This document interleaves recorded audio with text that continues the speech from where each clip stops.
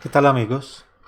Siguiendo con estas reflexiones, quisiera compartir con ustedes en este día una porción de la encíclica Humani Generis, escrita por el Papa Pío XII, por allá en 1950, en donde él dice, a pesar de que la razón humana, y entendiendo aquí la razón humana, o mejor para ampliar ese concepto y entender el significado de todo el contexto, la razón humana es sencillamente la capacidad de la mente humana para establecer relaciones entre ideas o conceptos y sacar conclusiones o formarse juicios.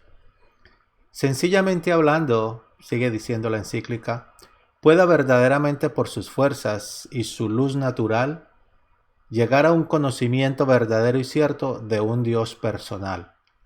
Dios creador, nosotros criaturas, debemos sumisión y obediencia a Él, y Él a cada uno de nosotros se revela, se manifiesta de una manera particular. A unos les revela unas cosas, a otros les revela otras, a unos los llama a la vida consagrada, al sacerdocio o al matrimonio, en fin, pero a cada uno de una manera personal. Este mismo Dios que protege y gobierna el mundo por su providencia, quiere decir de que Él cuida de toda su creación y todo lo que pasa en el mundo, Dios lo permite o lo suscita para algo, para corregirnos, llamarnos la atención, para que hagamos un alto en el camino y escuchemos lo que Él quiere decirnos a través de todas las cosas, porque Él la protege y Él la gobierna y Él la cuida. Así como de una ley natural, y la ley natural no es otra cosa sino que la regla, la medida de los actos. Una revelación natural de la voluntad de Dios para cada uno de los hombres. En esencia, es la sustancia misma de los mandamientos que Dios los puso en nuestras almas. Mandamientos inmutables, no se pueden cambiar, son actuales, son universales, son para todo el mundo.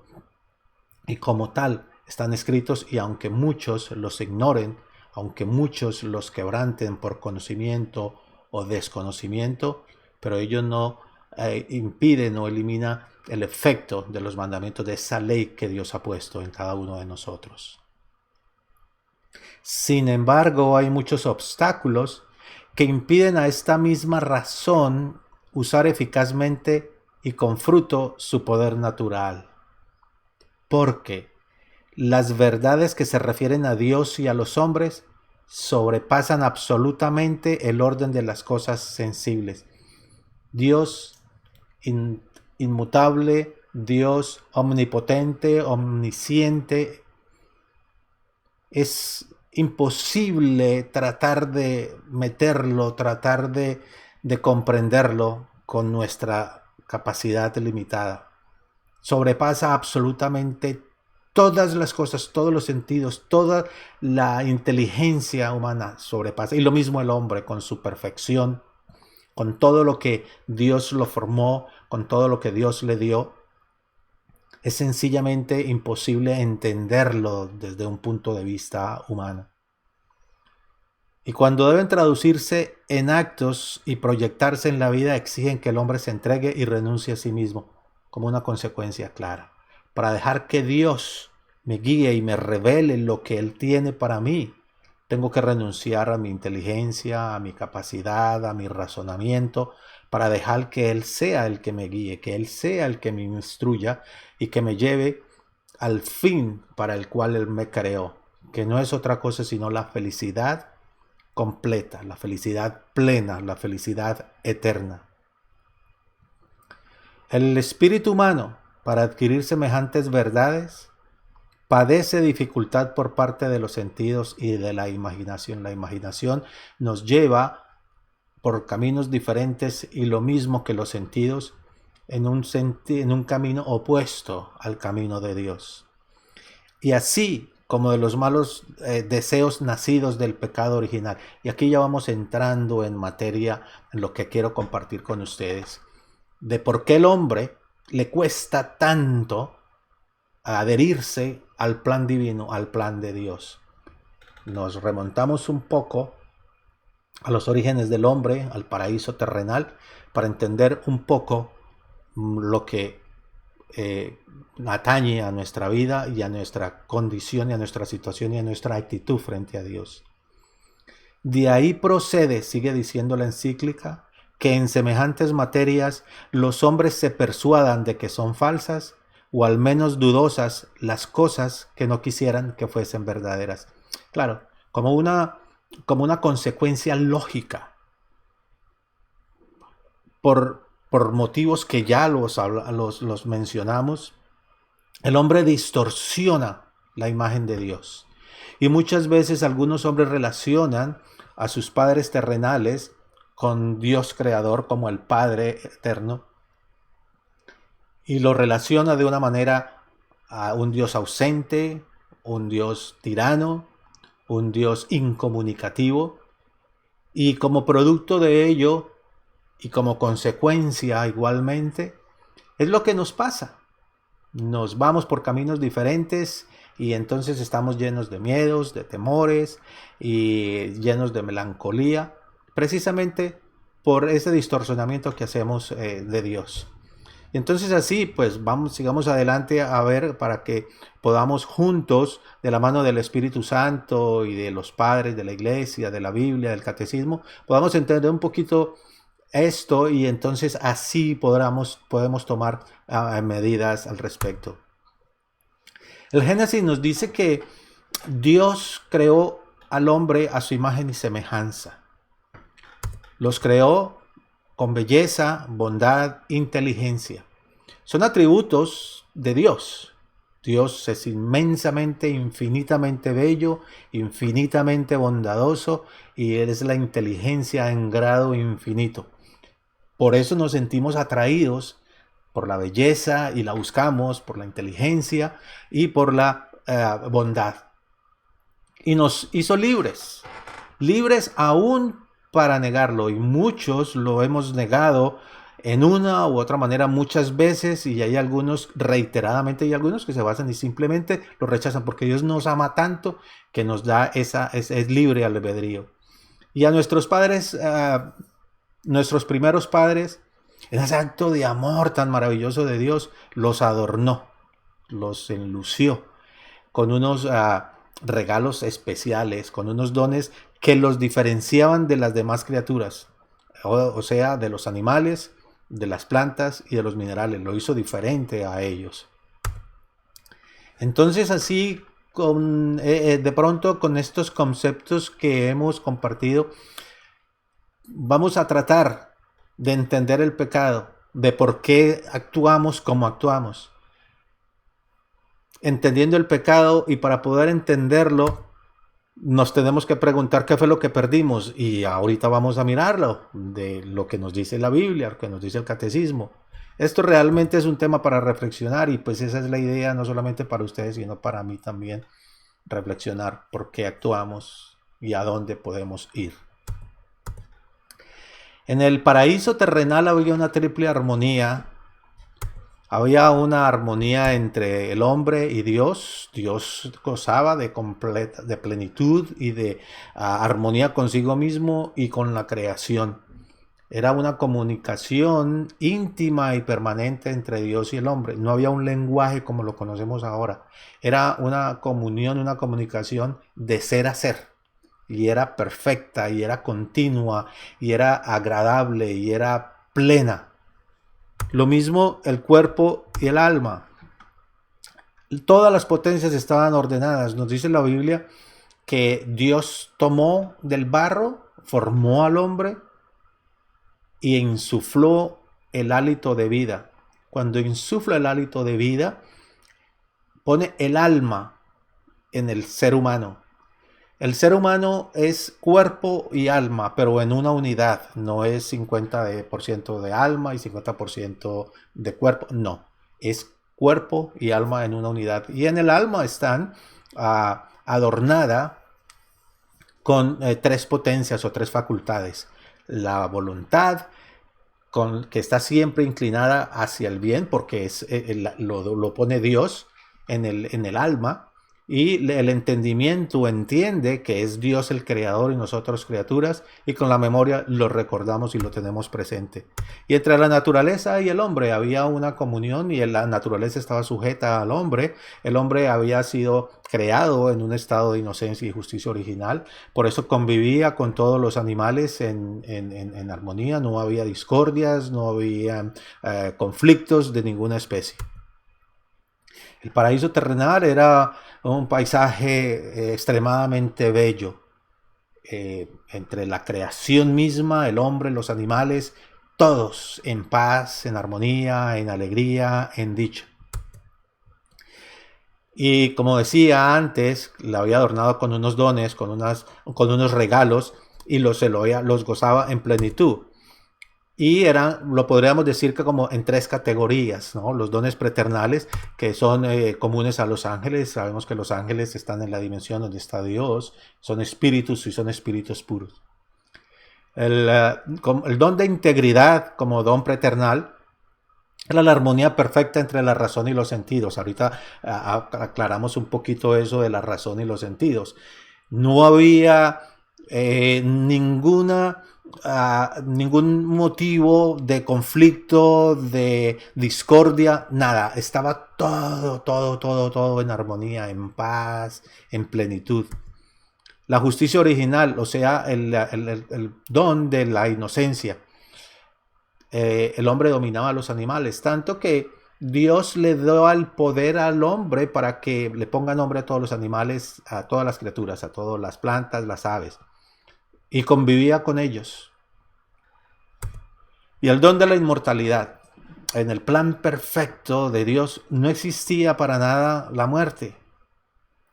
El plan perfecto divino de Dios era que el hombre, después de un tiempo de gozar a plenitud, en dicha entre la creación y el hombre, pasara sin morir a la presencia de Dios, o sea, a gozar de la visión beatífica permanente, pues porque Dios había puesto al hombre en el huerto para que lo dominara, para que lo sojuzgara, y Dios el hombre estaría con Dios por la eternidad sin morir. Lo mismo que el don de la impasibilidad. El don de la impasibilidad es la inmunidad de sufrimiento. Tampoco estaba en el plan de Dios el sufrir, el dolor, la enfermedad, para nada. Y todas las pasiones estaban ordenadas. Ahorita lo vamos a ver. Todos estos elementos, todas estas facultades están presentes en el hombre y siguen allí hasta que pasemos a la presencia de Dios. Y el don de ciencia, que era el conocimiento infundido por Dios de muchas verdades naturales y sobrenaturales. Estos eran los dones preternales. Pero Dios, no contento con eso, le quiso dar mucho más al hombre, los dones sobrenaturales, que es la gracia santificante. La gracia santificante no es otra cosa sino que la participación de la vida divina en el hombre. En otras palabras, Dios quería divinizar al hombre. Por eso le participa su vida. Por eso estaba en comunión continua con Dios. Y los dones del Espíritu Santo, la sabiduría, el entendimiento, el consejo, la fortaleza. Después lo vamos a ampliar con más detenimiento para que quede más claro. Y las virtudes infusas, la fe, la esperanza, la caridad y la prudencia, la justicia, etc. Dones sobrenaturales. Y como decir de ñapa extra, le da los dones naturales. Los dones naturales son las facultades superiores, como decía, las facultades que están contenidas en el alma, la memoria, la voluntad y el entendimiento. Y las facultades inferiores, las emociones, las sensaciones, la fantasía, los sentimientos, etc. Son facultades, como les decía, están presentes en el hombre y estaban en un principio, cuando Dios nos las dio, de una manera ordenada. No, las emociones regían y seguían al alma y no había desorden de ninguna especie. Con eso podemos decir que el hombre no puede vivir en la amistad más que en la forma de libre sumisión a Dios. Nos sigue narrando la palabra que Dios le dice al hombre: de todos los árboles del paraíso pueden comer menos del árbol del conocimiento del bien y del mal. es, no es otra cosa, sino la única condición que le pone Dios al hombre es obediencia, no más. Entonces el catecismo de la Iglesia Católica, refiriéndose al árbol del conocimiento del bien y del mal, dice que evoca un límite infranqueable que el hombre en cuanto a criatura debe reconocer libremente y respetar con confianza. Su misión simplemente. Pero ¿qué pasó? El hombre deja morir la confianza de Dios en su corazón por un engaño del enemigo. Quiere ser Dios sin Dios, siguiendo los engaños del enemigo. Y ocurre una triple ruptura entre el hombre y Dios. El hombre se da cuenta que está desnudo y siente vergüenza. Ya se rompe la inocencia.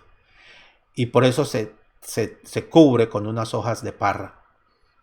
Y se esconde de Dios. Le teme a Dios. Ya esa armonía, ya esa comunicación, ya esa comunión se rompe. Y lo mismo el cuerpo, el alma. Ya el cuerpo no está sujeto al alma.